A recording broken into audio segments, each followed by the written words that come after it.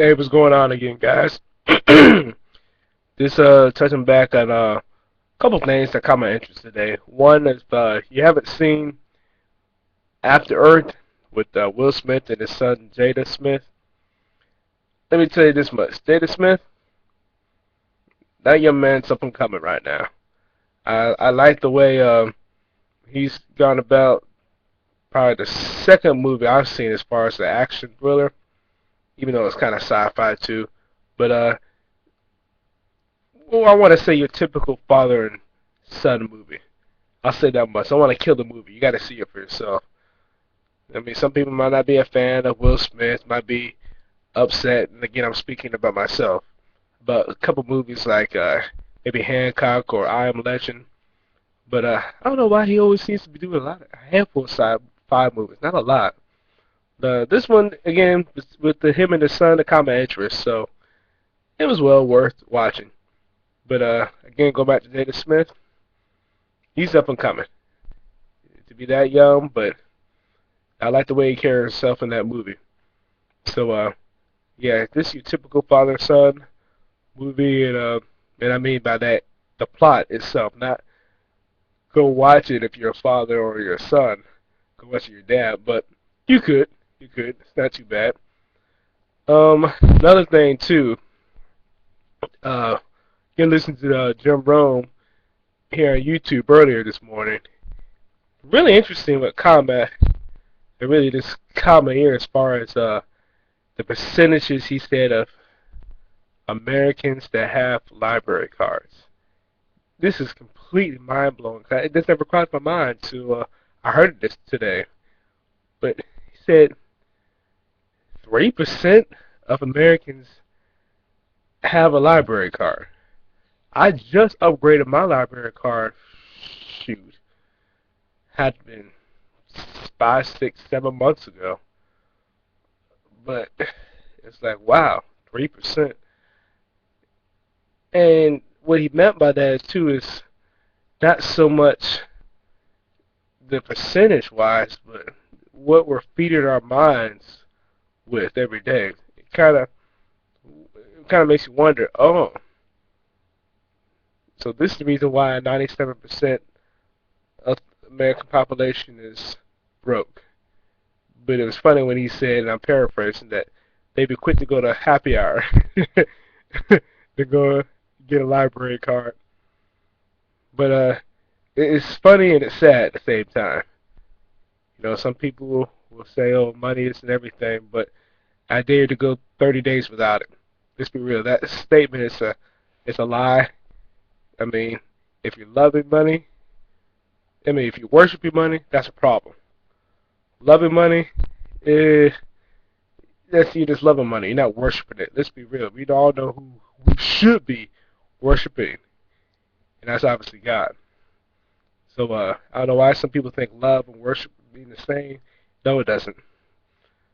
Um, let's see what else with the good workout for the first time today since Monday. I don't know what it is. I did something I think to my IT band weeks ago, and I figured out why about 2 or 3 weeks ago. I had a bad pair of work boots I was wearing. Should have got rid of them like a year ago, so I'm paying the price really for it. So thank goodness for some joint supplements I got from one of my teammates in college, Vince Baera. Shout out to you, big dog. Appreciate you. I had a lot of aches, got a lot of aches and pains, but it's starting to get better.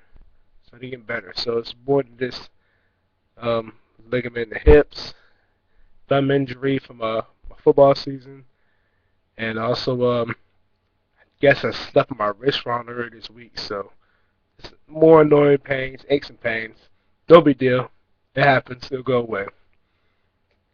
Uh, Another thing I need to get going, reading this right here.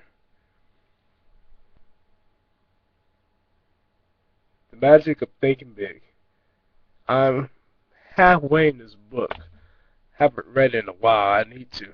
I might just start from the beginning and read it. You talk about mind blowing as far as what we can do. just self-talk or self-motivation. David J. Schwartz is the author of it. Yeah, you can tell it takes place in the probably the 60s or 70s, but you know the same concepts can be used today in today's time. Isn't that something? So people, you should not be upset if you when people talk about millionaires and billionaires or look at their personal life or what the media puts out there. As far as okay, they're at a certain level income wise, but what did they do to get there? What was the mindset? See, that's the thing we get upset about or we get jealous as far as how much somebody makes, but nah, it's like okay, how did they get there? What did they do to get there? That's usually for me personally. I've been questioning the last 3 years, so it just kind of makes you just want to really just shut up and just take heed to what they're saying. Because there's a phrase that millionaires see things before they happen, and obviously in contrast to that, broke people see things last. So just keeping a heads up about that. I'm gonna check out one of the teams here, semi-pro teams here in Jacksonville, since I gotta pay homage to a semi-pro. Period. Give me a chance to continue to play. So I gotta give a shout out to the Florida Falcons. I might be coming out there. Check those guys out tomorrow. Got a lot of guys I played with or played against over the last few years. So I'm just showing my support. And also any of my Jack's X-Men teammates take a look at this. Hey, just keep on working, guys. I know you guys working on your jobs too, but stay in shape. And I'm again speaking to myself. So I'll get at you guys later.